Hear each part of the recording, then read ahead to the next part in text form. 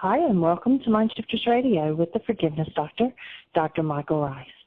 We welcome you to the show. Today is Friday, June 13th, 2014, and our call-in number is 646-200-4169. Press 1, and that puts you in queue to talk to us. And we would love to hear your comments and your questions because that makes this your show. And this is Aramaic Friday, but I don't see Dale on there yet, and Dr. Tim's not with us yet, but let's welcome Michael. Thank you, dear heart, and we are honored. Michael, are you there? I am, yes. Can you hear me? Well, I'm not sure if Michael's there or not, but I see that Dale has joined us now. I am. So let's say hello. You can't hear me? Hello? Hi, I can hear Michael. You can't hear him? Hello? I guess Jeannie can't hear me. That's interesting. Maybe she can't hear me but either. You can hear me, Dale? I can hear you. I can hear you, Dale. I can hear you. Can you hear me now? Yeah, I can hear you loud and clear. That's strange. Good. But anyway, not sure what's happening, but here we are, and we are honored and we are blessed that we have the opportunity once again to tap into these awesome ancient ideas that give us such an opportunity to move through to the true, total, complete experience of human life, no matter what's happening in our world, and of course to recognize that if we're not experiencing our human lives, then we've got work to do. And our definition of a human life is easy: hold a newborn child. You know exactly what human life is. We got to play last week with that newest little human in your world, Dale. How is Shemaya? Oh, yeah. She's beautiful. She's, wow. You know, I got that. I mean, I really learned that from you, too, you know, by your actually living it, because you actually live what you talk about. There's so many people that I know who are great communicators, but they're not actually doing what they're talking about. They're not actually living it. And I learned a lot just even going back 20 years, first being around you, and how there'd be children in the room in your events, and people would go, oh, and you would say, well, understand that, you know, if you've got anything going on, that's an issue that's inside of you. That's something that's already within your being that's resonating right now in this process. So I do the very same thing myself in my gatherings, or like when I do my weekend retreats, Shemaya's there the whole time, and people are always thanking, not everybody, most of the people will come up and thank me for it. And it's funny because you know, the ones who don't, they're usually just, you know, bless them, they're usually the same ones that are holding on at all kinds of other parts of the process as well. So holding on to whatever they're holding on to. But yeah, she's just been a dancing light. We went to a little pizza place here in Asheville last night, and she was doing like twirls and pirouettes in the room, and it was, she's a powerful little being. Cool. Well, it's interesting you bring that up because we just finished doing a workshop at the Office of a Medical Doctor here in Bristol, Tennessee. And if you're in this area and you need medical support, here's the place to go to. His name's Dr. Jim Shrinker. And actually his 11-month-old baby was in parts of the workshop. And, of course, babies make noises. And when I pointed out to everybody in the room that the disturbance they were feeling over baby noises are disturbances in themselves from their baby experience and being suppressed and shut up.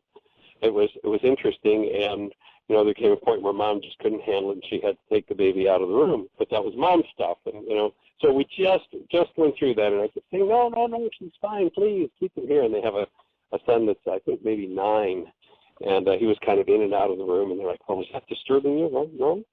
No, actually, if disturbance comes up in me, I'll own it. I'll work through it, and I'll recognize it's not about this little one. This physician actually mentioned the idea of, you know, children should be seen and suppressed, you know, seen and not heard, and how that dynamic plays out in the world. And so it's interesting you bring that up today of all days, because we just left there about 20 minutes ago. We had their whole staff. And he wanted us to train them in the process of forgiveness. So that's what we did with our morning this morning. And after we finish the show, I'm going to be packing up the van and be on the road to St. Louis. So Oh, wow, So cool. what do you bring to the plate for today, Dale? What's exciting and on your mind? Well, it's been like the subject of the last few weeks is that I'm so close to the finishing of the book, and I'm happy to say that the first two sections of my book are completely finished in the first draft, the first 2 out of 3. And those 2 are going out to California to a friend of mine named Hal Zinna Bennett, he's been in publishing for 40 years. He's worked with Dr. Phil and Shakti Gawain and Gabrielle Roth and all these amazing writers. And he's worked with a lot of people that he hasn't gotten any credit for, that he's just kind of there quietly in the background. And he's going to help tone up the text and help me see things that I'm not quite seeing. I'm getting an outside opinion from someone who's been in the industry for a really long time, who, is of an open consciousness, so that by the time it does get into the hands of an agent and ultimately a publisher, that it's basically going to be the way I want it to be. And the last section of the book, there's only really a few scattered pages here and there for me to finish, other than the introduction to the book, and that will be done. I'm going to be leaving early in the morning. I'll be in Melbourne, Florida for a few days at the Unity there, and then I'll be in the Unity in Fort Pierce the following weekend. But in the middle, I'm going to be going out to Lake Okeechobee in the middle of Florida, and I'm sort of holing up for 5 days to focus on finishing the rest of the book and just getting it done. And it's exciting. A large chunk of the second book's already been written, and but I'm excited to just kind of let go of that whole aspect for at least a few weeks before I get into finishing the second book. I'm going to probably, by the time the first book is published, my first 3 books will be done, and I'll already be on to I'm eager to get beyond. I love the toning. I love doing the toning. I think it's a great way to introduce people to the work, but I'm also eager to get beyond that in my work, to be able to get really deep into all of the how do we live a lot of these teachings and the translation aspects and everything. So I'm sort of on the hot iron of toning for a while, and then I'm going to be probably, I would say, by the time that book comes out in spring of next year or so, the first book, I'll already be on beyond those books onto something else, which will be kind of nice, because I'm always expanding, always growing. It's kind of like Why Again. Every time I hear you doing Why Again, there's always something, just always fresh angles, fresh perspectives, and I sort of do that myself in my own life. Awesome. Well, let's take a quick check-in with Jeannie. And Jeannie, can you hear us? Yeah, I can. Did the introduction not come through? Oh, yeah, the introduction came through, but both Dale and I were speaking and you couldn't hear us. So yeah, we heard you. We heard you, okay. And we heard each other, but you didn't hear us for some reason. Okay, good. Dr. Tim is now with us as well. Nobody has their hand up yet, though. Okay.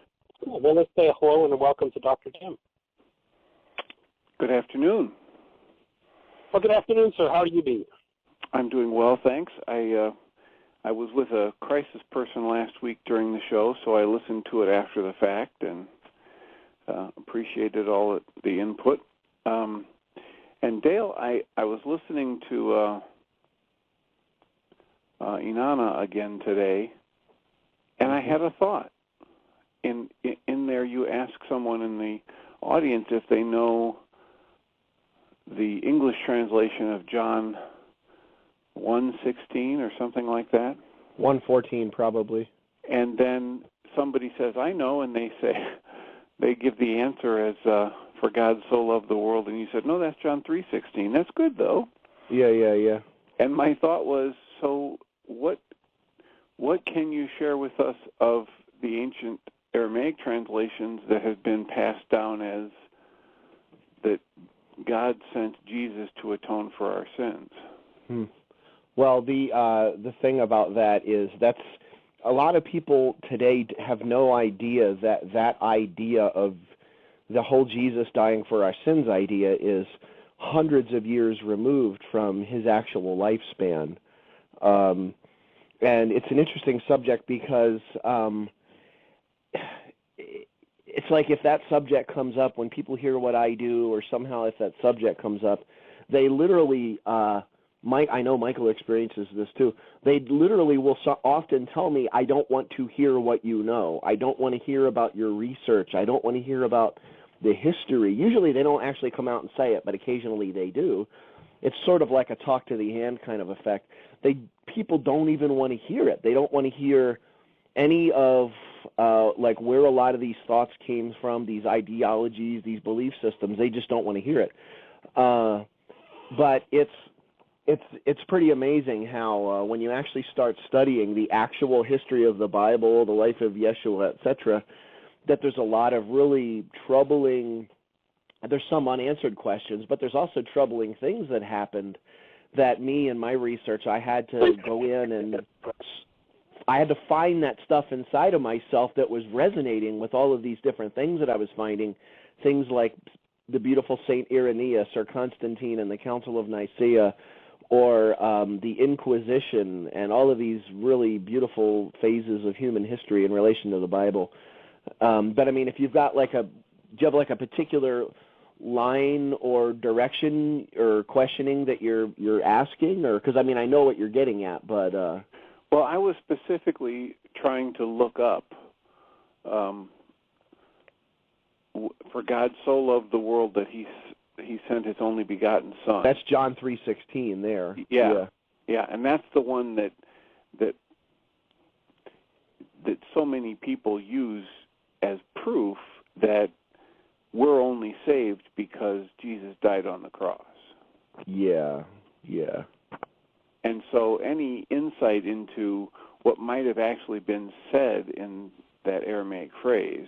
Well, there's so much nuance in the phrase itself. First of all, it doesn't say anything about whatsoever in John 3:16 about somebody dying for someone's sins in any version anywhere.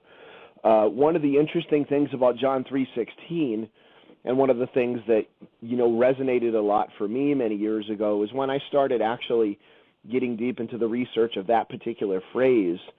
I started finding dozens of scholars talking about how that was actually a side margin note. Now, what I mean by that is when older, I think I've probably mentioned these on the show before, but when an older text is copied into a newer version, whether it's into another language or even just copied within its own language, one of the things that often happens is priests or just different clergy or people that have been using that text will often write notes in the margins. And sometimes those notes in the margins are very poetic in nature. They just feel inspired, and they'll actually write them in the side margins. But one of the fairly standard practices was when you translated something from an old copy to a new copy, if there was something on those marginal notes that was very inspiring, they would just integrate it into the text, and it would be pulled in. Now, there's been dozens of researchers, like hard-nosed scholars, who do far more of the actual historical research than I'm even interested in doing. I'm interested more in the living or the application. I'm not so much interested in all of the, the history of things, although I am interested in on some level. So many different researchers have been saying that that was actually a marginal note, that was something that was out on the side that was eventually integrated into the text. Exactly like in the Lord's Prayer, when you hear the line, "For thine is the power and the glory." "For thine is the power and the glory," in Aramaic was actually a marginal text. It was a marginal note that was pulled into the text later on in the Lord's Prayer, which is one of the reasons why what's in the Gospel of Luke as the Lord's Prayer is a little bit different than what's in the Gospel of Matthew. Luke doesn't contain that. It was added in Matthew. It wasn't added in later in Luke. But if you'd like, there's some things that we could actually go in and I can unpack a lot of the nuance that's in that phrase itself, outside of all of the theology that's sort of wrapped around that whole only begotten Son dying for our sins idea. If you'd like, we can get really... there's some really profound and opening insights, phrases, and words in that one verse that's so incredibly open. And this was actually him talking to Nicodemus, the supposed leader of the Judeans, which I got to say this too. When you see the word Jew in the King James Bible, it doesn't actually mean in most cases, Jew, as we think of someone who's Jewish, what it actually means is the Judeans, and it was a really bad mistranslation going into Greek. So when you actually see the word Jews all over, they're not actually talking about Jews in most of those cases. They're just talking about the people of Judea, which was the little bit more of a southern region rather than Galilee, which was more the northern region. Galilee, of course, is where, it was sort of Yeshua's stomping ground, so to speak. But Nicodemus, who he was speaking to here, Nicodemus came to him under the cover of night, sort of like Albert LaChance would say, almost like crawling like a little spider or a dog with his tail between his legs because he didn't want to be seen. So coming to Jesus in the middle of the night and asking these questions like, how are you doing these healings? And, what's the deal here? Something amazing is going on, and I want to know what's going on. And he wasn't really so much, it wasn't a criticism. It was like he wanted to know what the magic was almost. So if you guys would like, we could sort of unpack a few of the nuances in the verse. Go for it. Okay. Well, it's an interesting. There's a few things in here that I think that there's one word in particular, of course, that everything hangs on, and it's funny. Like I see a lot of. I live in the buckle of the Bible Belt. Yes, I know it's a big buckle, but living here in North Carolina, there's a lot of bumper stickers that just say John 3:16, and of course, I see that and I'm like, okay, I know. And there's lots of billboards that have John 3:16 on it. There's lots of signs, and we even have graffiti here occasionally of John 3:16. It's an interesting little phenomena. But a lot of people don't actually go in and know. They don't know what the nuances are in that phrase. And the word that it really hangs on, I'm actually going to start with the hanger word, or the clinch word, I would almost say, the root word, which is the word translated as only begotten. And only begotten is not a Christian idea in any way whatsoever. It's actually many, many thousands of years older than Christianity. The idea of God's only begotten Son, it's something that if you actually go and study, you'll find it especially in the Egyptian cultures. It's in Akkadian, it's in Phoenician, it's in Sumerian, it's in lots of different cultures. And a lot of people don't realize that the only begotten Son of God, S-O-N, actually comes from the philosophies about the only begotten Son, S-U-N, of God, as in humans going back 4,000 years were just barely coming into the realization that what we view as our sun was actually the same thing as one of the stars that we see in the sky. So they were actually looking at our sun as being this brightest one in the sky, when our sun is probably not even 1/billionth or trillionth of the brightest stars that are somehow out there in the sky, or the brightest sun. But at the time, all life was centered on Earth. Earth was the center point of everything. Earth was everything revolved around the Earth. All the planets revolved around the Earth. The sun revolved around the Earth, as people believed. But there was new philosophies coming in at that time, going back about 3,000 and 4,000 years, where people were starting to say, hey, wait a second, maybe everything is rotating around the sun here, the S-U-N, sun. And that started making its way into the philosophy that sun was the only begotten Son, the only light of God. And, of course, it was the bringer of life, because if you put a plant in a shadow around the bend of something, around the corner where the sun can't see it, it's not going to grow, and it could actually die. It won't grow like it will if it's in the light of God, if it's in the sunlight of the only begotten Son. But that started making its way especially into the Egyptian and the Coptic philosophies. And if you start going into Horus, who I've talked about in the past, born on December 25th of the Virgin Isis Mary, you can go all the way down the line, dead for 3 days, arose on the third day, and all of that. That's an idea that was something that was around for a long time, that pretty much every commoner would have understood the ideology of the only begotten Son of God. So when you've got this Jesus guy who goes and does his thing, Yeshua's got all of whatever happens in the first century, although we can't confirm anything, but at least what's written, and that story starts to take off, and the Roman Catholic Church starts going, hey, hold on a second here. We can actually create an economic, political, and religious base, something that we can pull all three of those ideologies or philosophies under one umbrella, And we can take this Coptic Egyptian idea of an only begotten and bring it into this.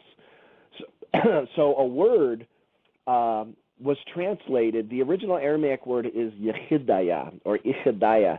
I'll get back to that sound. The word in Greek is monogenes. Monogenes is an interesting word because what monogenes itself originally meant was the only one, okay? Now, what that means by the only one is not the only one as in Dr. Tim is the only one, but it doesn't include Michael, Jeannie, Dale, or anybody else. What the only one means, even in the Greek, is, in fact, it means one who has come into the direct actualization or realization that they are literally one with everything, that there really is truly only one game in town. There's only one being, and I am within and a part of and an expression of that being. Now, that word monogenes, though, it sat there in the text for several hundred years. It was there most likely in the late 1st century in the Greek. It was probably already there in John 3:16. Some people say it's closer more to the beginning of the 2nd century, which I think I lean somewhere in the middle of that. A lot of the texts that are dated, you know, people give a lot of these texts and the dating. Those dates don't come from carbon dating. The dating of Matthew, Mark, Luke, and John and all these different texts, that's not done by carbon dating because we don't have any of the originals, not one. That's actually done by educated guesses, and I think a lot of people don't realize that. It's just people guessing according to the information we have. But that word monogenes in Greek sat there in the text for several centuries until the 4th century. In the year 325 AD at the Council of Nicaea, overseen by Constantine, Emperor Constantine, they chose to give it a definition, and the definition that they gave it in the 4th century, they had 4 possible definitions, and they were going to choose from one of the 4. They literally picked one, and the one that they picked was to say that monogenes means only begotten. The reason they picked only begotten, and it's right there in the research, is that they felt that because of the predominance of the ideology or theology of the Coptic only begotten of Horus and all of these other sun gods that had existed, Dionysus, Osiris, you can go on, Mithras, there's so many of them, they knew that people would swallow the Jesus story just a little bit easier. So that's how all these pagan festivals got tagged in. So here we are, we've got monogenes. In the 4th century, they define it as only begotten, when actually there's a phrase that sounds more like monogenes pais in Greek, which actually means something closer to the only child born from a family, which would be more what only begotten would mean. But so we've got monogenes, originally meaning the only one in the Greek. Monogenes actually was inspired by a word in Aramaic, that word achidaya. Now, achidaya had been in the Semitic languages for thousands of years at that point. It was in poetry. We can find text from like the year 600 BC and look into those texts and find that word achidaya because it was there in Aramaic poeticism. It was a poetic word, and what it meant, when you see a lot of the translations, it says the only one. But let me actually break down that word only begotten in Aramaic. Now, first of all, in Greek, it's monogenes. So mono means what? It means one. Gones, of course, if you just use your imagination a little, I think you can figure out what gones means. It would mean born or the only birthed. Now, if you look in Aramaic, there's ya, chad, aya. Now, going backwards, the last sound in the word is aya. Aya is the sound that in Aramaic, it's the letters yod and aleph. And what aya means, it means something that has no physical boundary. It has no beginning and no ending.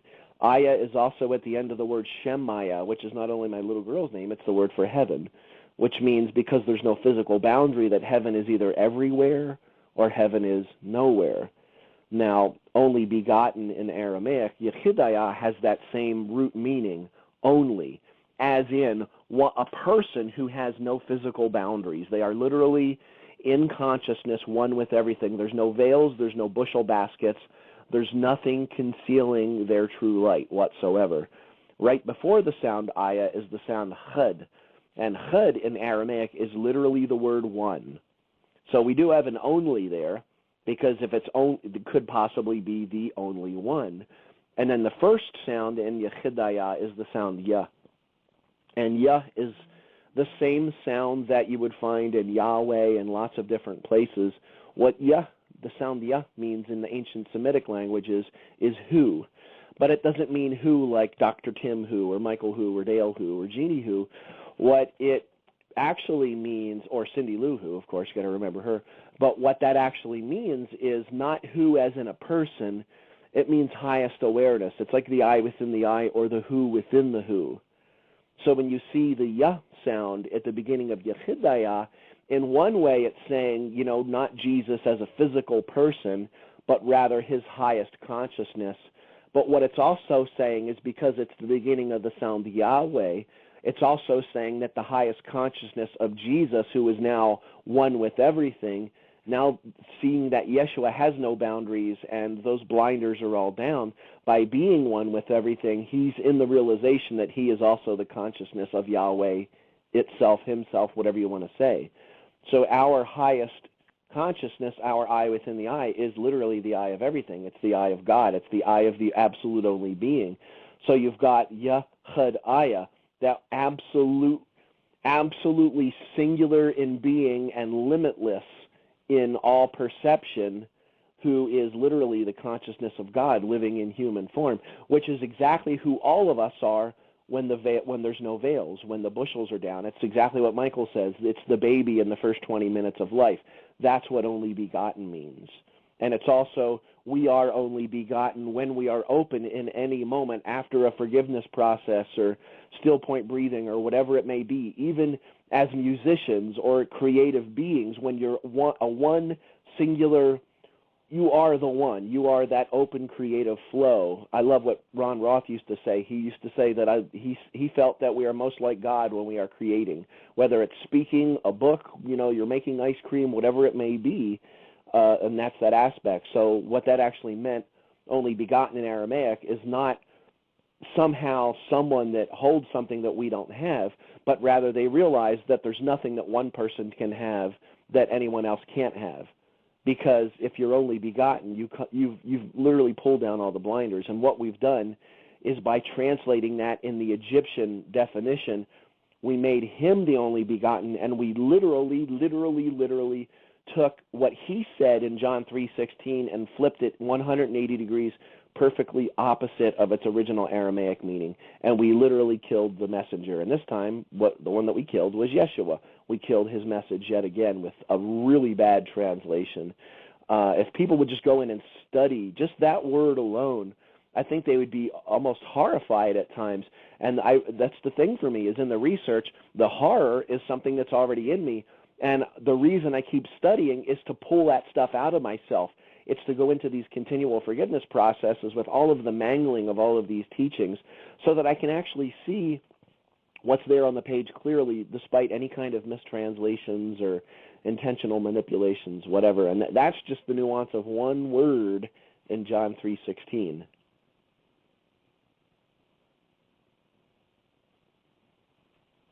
Wow. I know it's a lie, and I probably talked for 10 minutes nonstop without a breath, but... Well, it's wonderful for me. It's helping create that space similar to when you were here. I'm just sitting here in the flow, and my concept of that word and what it means to be part of the one being is just sinking in a little bit deeper. One of the things that I see with when the Greeks take Yeshua's teachings and translate them into Greek is that there's nowhere that I'm aware of that they enhance anything that he said. But there are many places where they bring down what he said.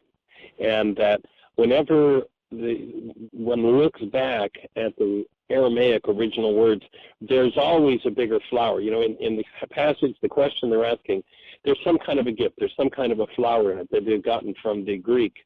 And when they go to the Aramaic, there's always a bigger, more powerful, more empowering and generous message in the Aramaic, in the actual original words. So people can drop their fear-based minds about, oh, this might be different than what I knew. There's always a bigger gift behind it than the one that was put out front by the Greeks, because they watered it down. They didn't have the brain cells. He says you got to have the eyes to see and the ears to hear what I'm teaching, and they didn't have it. So that always finding that bigger gift. I've never found a passage in the Aramaic that I went to the Greek and went, wow, did I ever get an understanding of that from the Greek? Wow, is that ever awesome? Just That's such a valid point. That's a valid, very, very, very, very, very valid point there that nobody seems to be talking about.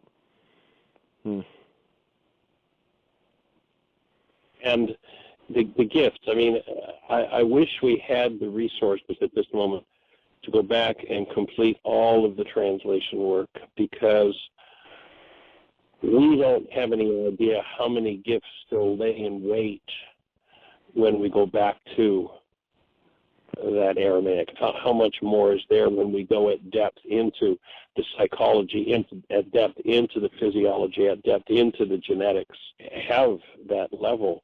In this workshop we did this morning at this medical doctor's office, it was a woman. We're talking, of course, about forgiveness. We did the "Why Is This Happening to Me Again" workshop, and I brought up the idea that out of the Greek translations, people are sitting around waiting for God to forgive them, as though forgiveness is about being let off the hook. And so, God, please forgive me, please let me off the hook.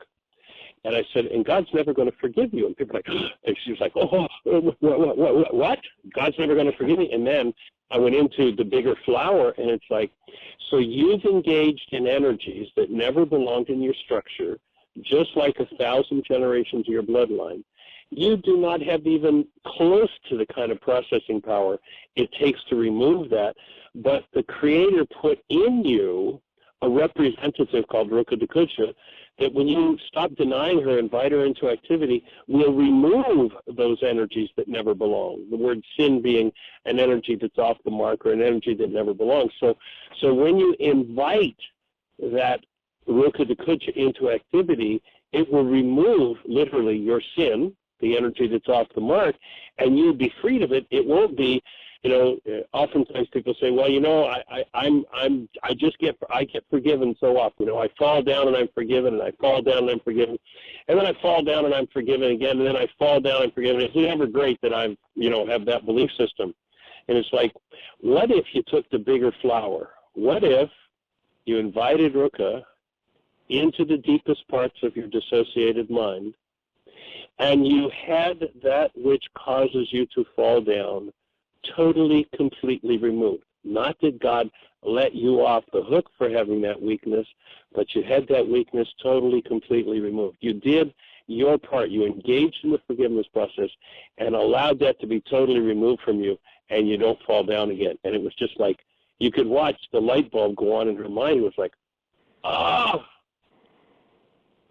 It was a threat at first to hear the words, God's not going to forgive you, because forgiveness isn't about being let off the hook. But when you go to the deeper flower, that when you invite the Creator, the representative, and that's called Ruka Dakucha, the super processor, so to speak, to lift that burden of your structure, out of your emotions, out of your mind, out of your genetics, out of your physiology, and take away the diseases that go along with it, that's 10 times the power of just being let off the hook for the fact it's there and you're going to fall on your face again. It's like, get done with it. And, we watch people all the time, and when they use these tools, I was talking, when Rex was talking yesterday, afterward we spoke with someone who's, well, they're reading some people who believe that Yeshua never even existed. And then he said, well, and I use these tools and they work, but what if Yeshua never existed? It's like, so what's that got to do with it? Yeah, it's got nothing to do with it, actually. He brought tools. There are people who are going to live in denial forever, so let them be, but take what he taught and put it to work, and the flower, the gift that comes when you use what he gave is just monumental. Yeah, it's something that I hear in a lot of my gatherings, where people will just literally say, oh, well, if he didn't exist, it doesn't mean anything. And I'm like, I don't want to be the one to clue you in on it. Or maybe I do want to actually be the one to clue you in on this.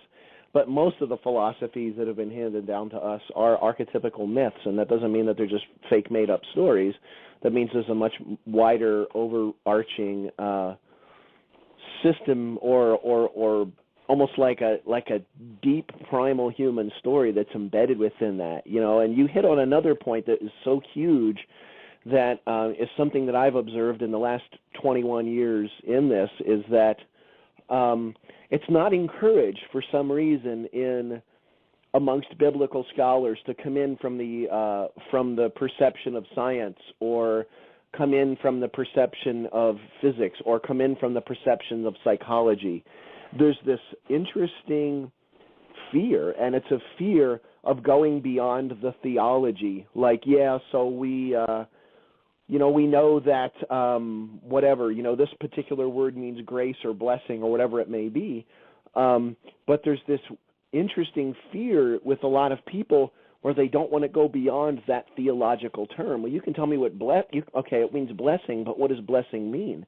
It's grace. What does grace mean? It's glory. What does glory mean? And it's an interesting thing that that's why I'm so thankful of starting with what came through the Khaboris Codex Foundation, because they boiled it down to its absolute essence. There was no theology. There was no theological gunk and goop left.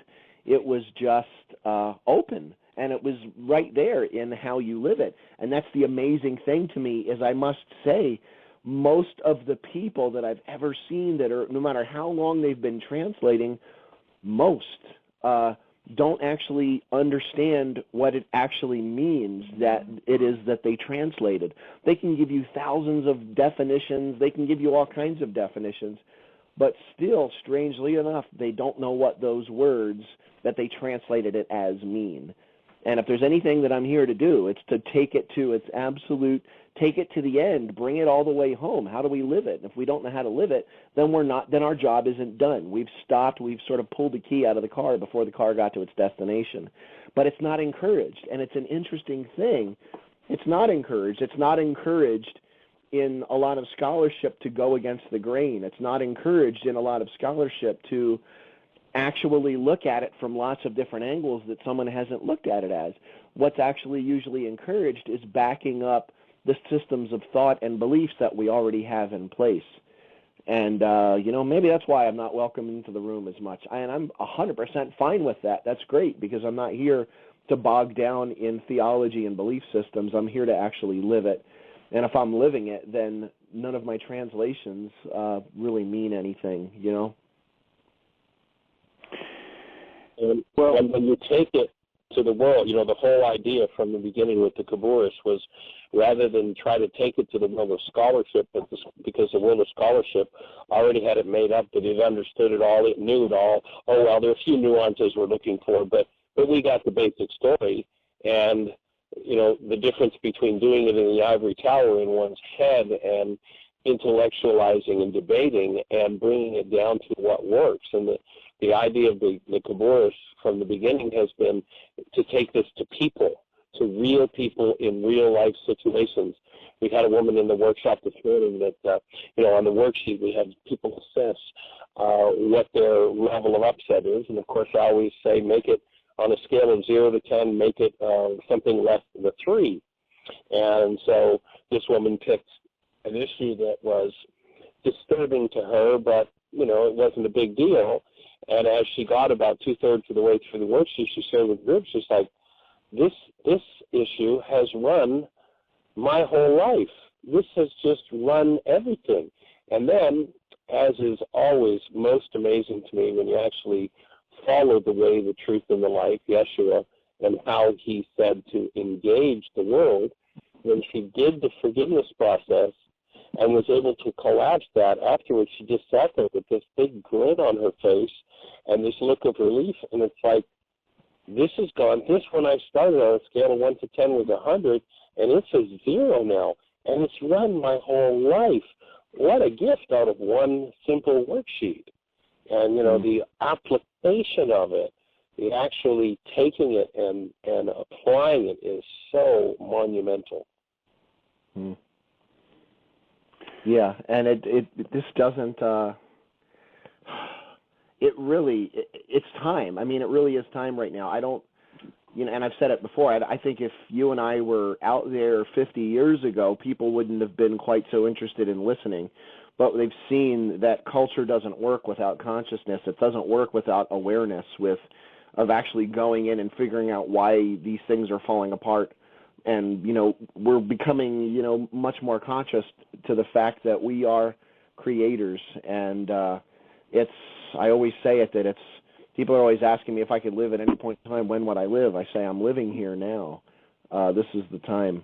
People are ready. Not everybody, Dale, when you enough. Say out there 50 years ago doing this, I was out there 45 years ago doing this, and people looked at me like I was some kind of a wacko. Yeah. And now people are going, wait a minute, how did that work? Tell me that again.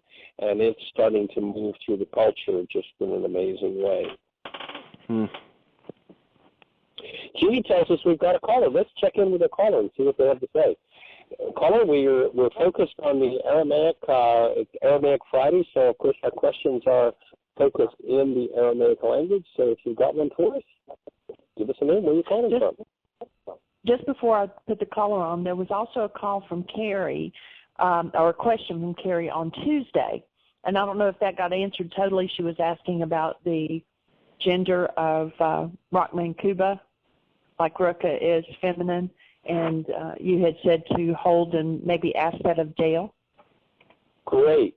So thank you for remembering that, Jeannie. So there was the question, we've talked and Terry's been listening, and so wondering about this gender of the feminine, and I did a brief explanation of what I'm starting to comprehend that you've uncovered, Dale, about the non-physical being the feminine and the manifest being masculine. Maybe you'd say a little bit about that before we get to our caller. Well, Rachma, interestingly enough, Rachma is considered, it's a masculine gender. And what that means is that a lot of people don't realize Rachma is actually one of the primary words for friend in Aramaic. And what that means, what that word friend means on the deep level, you've got the Ra, which is the shining forth of heat and light. You have the Kum, or the Hum, which is the inner spiritual womb, and then you've got the Ma at the end, or the Ah sound at the end, which basically means birth, or something coming back into the one, birthing back into the one. And it was actually one of the primary words for friend, actually. It was translated usually as mercy or mercifulness, which is just horrible. Kuba. I'm trying to think of off the top of my head what the genderization of Kuba would be. If I'm not mistaken, I believe Kuba is feminine, but I'd have to look into it. Rachma is definitely a masculine gender term. Now, that doesn't necessarily mean that it's a physical thing, but what it does mean is that most often in its genderization, that it was most often used as either the word for bowels, which I've talked about, which is how we came up with the bowel movement thing, or a friend. So interesting. It's something that they believed was an actual force, an actual physical force, as opposed to, say, something like Rucha, which is the breath spirit, which is a force that is creative yet non-created, and Rachma was something that they saw as something that actually is created. That's an actual force here on earth that is a palpable feeling that you feel and something that you can actually demonstrate. And of course, that's where the bowels comes from. Like I say, in those moments of deep empathy or compassion, if you think about it, you see someone you haven't seen in ages, your bowels actually move, whether you're aware of it or not. But it doesn't necessarily mean that it means bowel movement. But it's sort of that shows how it's something that happens on that literally that you can perceive on the level of the physical. Something deep in the core shifts or moves. Yeah, I almost look at it like, Rachma to me it's one of those words that I'm not interested in overly defining because it's something that's so far beyond definition, but it literally threads itself from the non-manifest into the manifest. It's almost like a filament, like the word, like the milta, that is literally like a membrane of consciousness that's not an actual physical membrane, though it is, and though it's not necessarily non-manifest, though it is non-manifest and it is manifest. It's almost like Rachma is like the cosmic the cosmic glue, but I don't want to say glue because then I think, again, I'm thinking of some sort of physical goopy glue, but it's almost like it's the life inside of everything when we allow what's in everything to radiate and shine without all of the bushel baskets.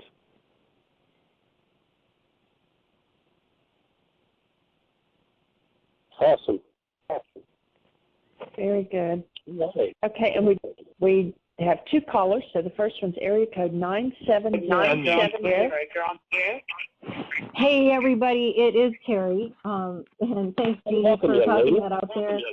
And so that was kind of mainly the reason that I was calling in. I just so appreciate the work that both of you guys have done in this field, or Dale, that you've continued to do, and everybody who's involved. And but it's just one of the interesting things you just said about. First of all, let me just toss out, in addition to what Jeannie had said about that question, Michael always says Ruka Dakusha is a feminine principle, so I was wondering about that also. So maybe in a minute you could answer that. And the other thing, I'm not going to stay on here because you've pretty much answered what I was asking. And when you said that when we're in creativity, we're kind of in the most state of being like God. And really interestingly, I was led to these scrolls in Peru, which are called the message of the Alpha and Omega, the apocalyptic message of Revelation 5 of the Lamb of God. And I have come to believe that they may very well have been transmitted by the same voice, beingness, spirit, whatever, that sent through the messages through Christ and the message, or Yeshua, and the messages through Moses. But one of the things it says in there over and over that's so interesting, and of course I'm reading them through Google Translator, and they were transmitted in Spanish, so it's not a perfect translation, but it says, if you are in alignment with Source, your natural desire will be to work. And I'm thinking that that's what that means. Your natural desire will be true creativity.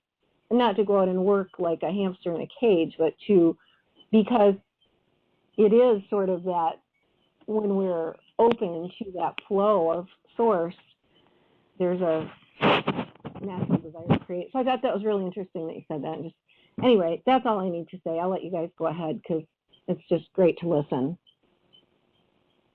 If I'm even still on. Yeah, you're on. You're on. We got the clear. Okay. So, Dan, do you want to say any more about Ruka Dakusha? Well, yeah, I guess it was just the feminine. It really helped the other day, Michael, already what you said, but just that feminine and masculine qualities. And even that lady that called in at the end who knew Arabic, who was, that was really fascinating too. And I think that thing that Dale just said about Rachma, that the heat and light plus the womb and the birth into oneness, or whatever it exactly was, but that really I think that's what we're learning right now. It is the balancing of that masculine and feminine principle, and giving birth to and letting go of our data that separates us from love, and then being born into this divine oneness. Yeah. Anyway, that's all. I'm going to hang up and listen to you guys. Thank you. I'm getting like echo backs or something. Is everybody hearing that? I am Every too. time I say something, I hear it back. Every time someone else says something, I hear it twice. Interesting. Now it's not. Okay. Speaking of Rachba and Kuba, if anybody who's got a Bible, if you open up the Bible to Matthew 5 and you go to verse 43 and 44, and I've got the Aramaic in front of me, so I don't have the King James, so I don't remember what the standard translation, but let me try to give it to you from Aramaic. You've heard that it's been said to love your neighbor, let's just keep it there, and to hate your enemy. But I am saying to you that, actually technically what it says is that the I within my I is saying to you, Lakun, that you must have Kuba. In the first case, he's saying you must have Rachma or Rahim, the Rahim for your neighbor, Lekerabak. And then he says that you have Achebu, which is Kuba, for Leboiled Bubaikun. And Leboiled Bubaikun is a word that in Aramaic means, the Leboiled sound literally means to constrict or cut off the breath, almost cancel the thought, someone puts their hands around your throat and is trying to choke you or strangle you. That's basically what the Leboiled sound means. And the Bubaik means something that's basically cut in half or something that's fighting against itself. And kun at the end of the word means all of you, all of your enemies essentially. But yeah, he actually says right there, and if you have a King James, write down Matthew 5, write down verses 43 and 44. When he says love your neighbor, the word love is rachma, and when he says love your enemies, the word is achebu, which is kuba, for your enemies. So you can actually see where it shows up in the King James Bible if someone's interested. And looking at it, it looks like the kuba is also, in terms of the language, is gendered masculine. But here's one of the things I have. When I do a lot of my research with the Aramaic language, there's a lot of times that I see what the accepted gender of a word is, and I can look at it, and there's just times that I don't agree. And I know this makes me sound like some kind of a loony, and I'm fine with that. But there's times that I don't agree, even with what all the other scholars are agreeing to in terms of genderization. And that's the thing. Gendering a word is a matter of opinion. It's not like we have a textbook from the first century and says, okay, this word was masculine, this word was feminine. We have no such thing. So I really do believe that there's certain words that are gendered, and the accepted gender within the linguistics community in a lot of the Jesus teachings, I don't believe that they're gendered properly. A lot of people will try to fall back that on certain sounds gives them their gender, but it's not a hard and fast rule. There's times when, even when a certain sound is there, it's still gendered the opposite of what it normally means. So that's something that took me years to sort of really grow into in my work and my translation, to realize that if I just focus on how do we live what Jesus is saying, how do we actually live the Yeshua teachings, which would be something, from perceptions and attitude and experience and the direct state of being, which is feminine. And I just sort of err on the side of translating most things feminine, unless he's basically talking about, look, a physical thing, go do this physical thing, which was actually quite rare. The only time he ever talked about something physical was when he was relating it to the spiritual. So even now, all these years later, because I've read all the books that all of those scholars have read. I read the same, trade papers. Maybe it's a good thing that I hadn't had certain things nailed into my head when I started this journey out, because for some reason in the beginning I was taking things out rather than putting them in. So maybe I'm not claiming to see something, whatever miraculous, but maybe I'm seeing something that they're not seeing. I don't know.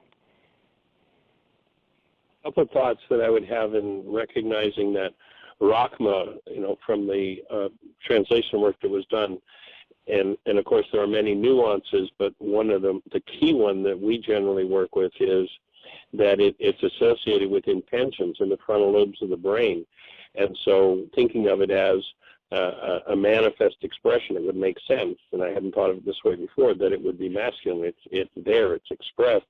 And I've come to see it as not only the filter in the frontal lobes of the brain that keeps us on track with love, allows only intentions keyed to love to come forward as the raw material of our goals, but it's also the gateway into which human life enters.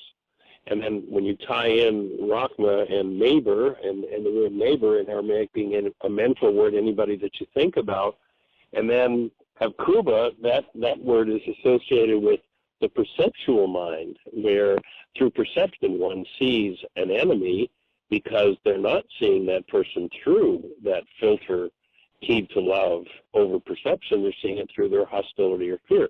And so their perception makes it up that this is the enemy. And Yeshua is saying that if you keep this condition active in your mind, in the presence of what you call your enemy, the perception that puts them in the category of enemy is going to dissolve. If you're willing to let go of your hostility and your fear and your judgment and actually follow this first law of Rockma first is setting up the activity of Kuba as well. They're interrelated and interdependent filters.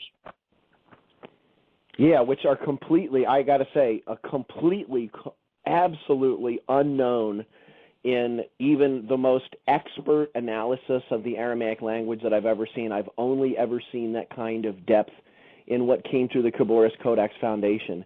The general everyday scholar would just say poo-poo, frou-frou, there's nothing to it.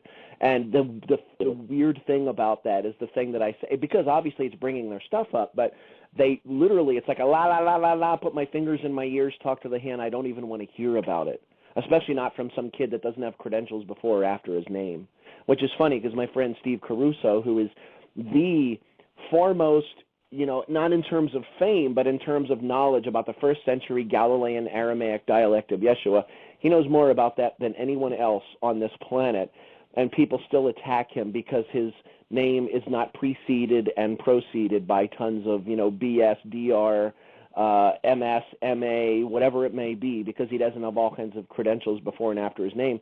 They literally tell him that they won't take him seriously, which is an interesting phenomena. And there's humility that just doesn't, I don't see a lot of humility there. And to me, if it's being lived, I'm interested.